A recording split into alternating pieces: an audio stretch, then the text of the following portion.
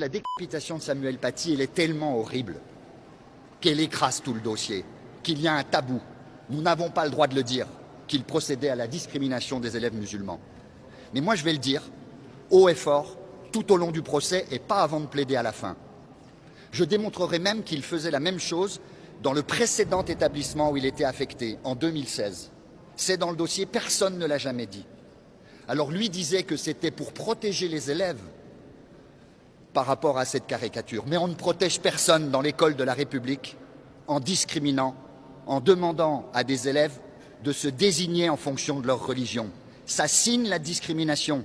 C'est un article du Code pénal qui réprime ceci. De dire sur les marches du palais que Samuel Paty, de manière habituelle, discriminait les élèves musulmans, c'est faux. Et ça porte en plus atteinte à l'honneur, à la mémoire de Samuel Paty. Ce professeur, il est mort pour son engagement républicain. Il est mort pour son engagement d'enseignant à éveiller les esprits de ses élèves. Et c'est là où c'est très choquant. Alors pourquoi je dis que ce qu'il raconte est faux? Parce que on a vu un avocat à l'audience tordre le dossier pour essayer de démontrer coûte que coûte que Samuel Paty était discriminé les élèves musulmans. On l'a vu interroger des témoins en citant des déclarations d'autres personnes qui disaient en effet que Samuel Paty avait dit qu'il pouvait sortir de la classe, notamment les élèves musulmans, s'ils pouvaient être gênés, etc. Mais en omettant de citer des passages entiers de ces déclarations où la mère de famille, puisqu'il s'agissait d'une mère de famille, d'un parent d'élève, disait « mais attendez, par contre, c'était absolument pas discriminatoire ». Et puis je pense qu'il faut se référer à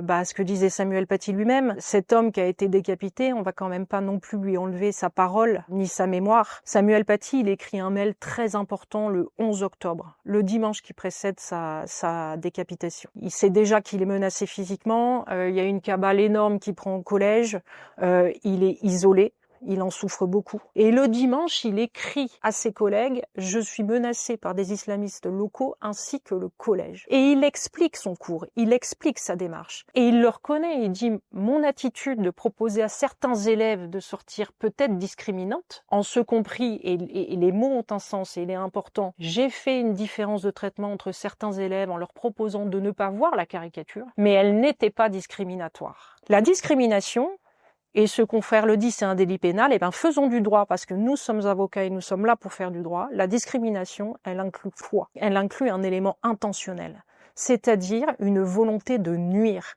c'est-à-dire différencier des personnes dans leur désintérêt. On ne pourra pas démontrer ça, parce que ça n'existe pas chez Samuel Paty.